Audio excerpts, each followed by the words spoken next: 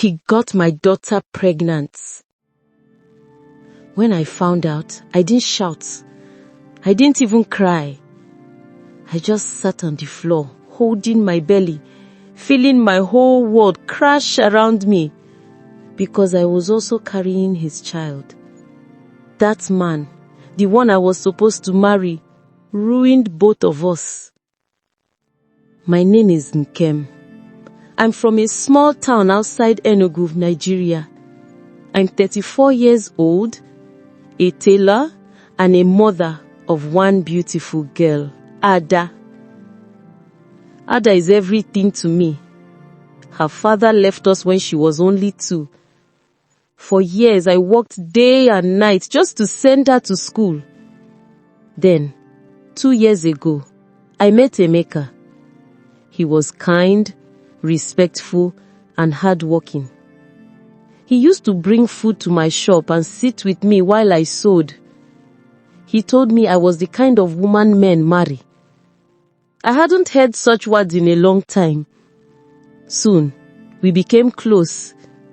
He helped me pay Ada's school fees. My neighbors said I was lucky. They said men like Emeka are rare. I believed them.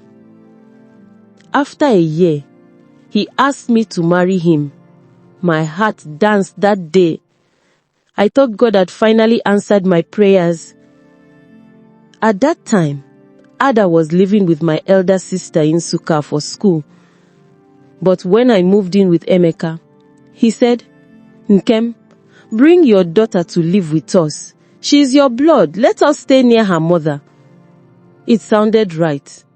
I was happy. He said he wanted to be a father to her. So Ada came home. At first, everything looked fine. He bought her gifts. He helped her with her own work. He even told her bedtime stories. But after a while, I started noticing things. Sometimes when Ada came out of the bathroom, he would stare too long. If I told her to sit beside me, he would insist, "No, let her sit by me." At night, when I was asleep, I would sometimes feel him leave the bed. I thought maybe he went to urinate or check his phone. I didn't want to think bad thoughts. In our culture, you don't accuse your husband without proof. But deep inside, something felt wrong. One evening, Ada came home from school quiet and withdrawn. She didn't eat.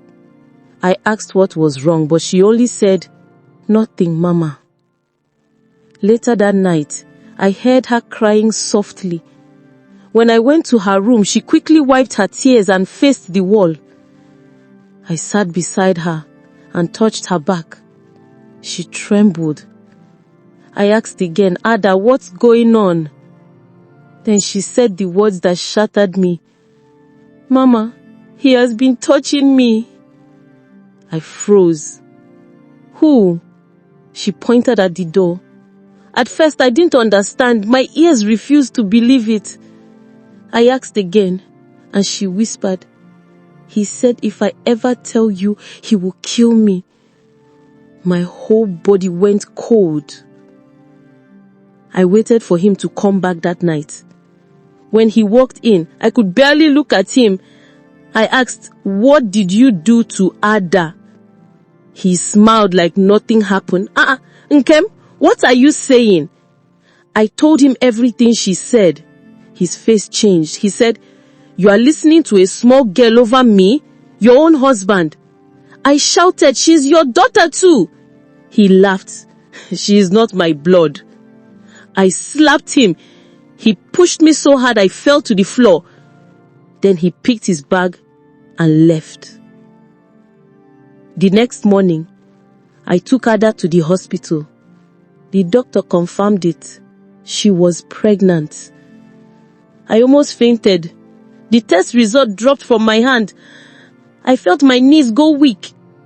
I was 4 months pregnant for him too. That was the day I realized some men wear the face of love, but carry the heart of evil. I went to his family house.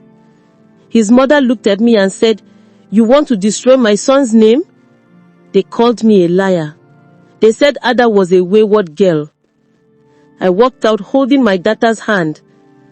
My wedding dress was still hanging in my wardrobe. I tore it into pieces that night. The months that followed were hard. I was pregnant, heartbroken, and broke.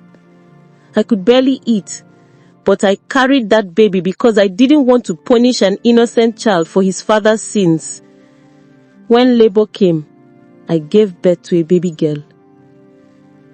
When I looked at her tiny face, I felt both love and pain at the same time. She had his eyes, the same eyes I once thought were kind. For a while, I couldn't even hold her. My mind was filled with anger, but one night, she started crying, and I picked her up. When she stopped crying in my arms, I knew she was mine, not his.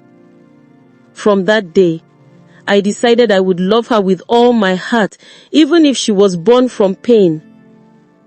Ada gave birth 3 months later. Another baby girl. 2 babies. Same father. Same evil man. But in our small house, those children became our light. We named them Chisom and Chidima. God is with me, and God is good. We moved to another town. I started sewing again. Ada went back to school slowly. People talked, but I stopped caring. My 2 babies crawled around the shop while I walked. They laughed, and somehow, that laughter began to heal us. Years passed. Ada finished secondary school and started nursing training. Chisom and Chidima grew up like sisters, even though their story was born from pain. I never told them the full truth yet. I'm waiting until they are old enough to understand. Sometimes at night, I sit outside with both of them asleep inside and think about everything. How I almost gave up. How people told me to stay silent. How love turned into poison. And how somehow we survived. I still see his face in my nightmares sometimes, but I no longer wake up crying. I look at my children and see proof that evil never wins completely. Love can blind you, but truth will always open your eyes. Never ignore a child's silence. Never protect a man who harms them, because sometimes the devil doesn't come with horns. He comes with a smile and calls you my wife.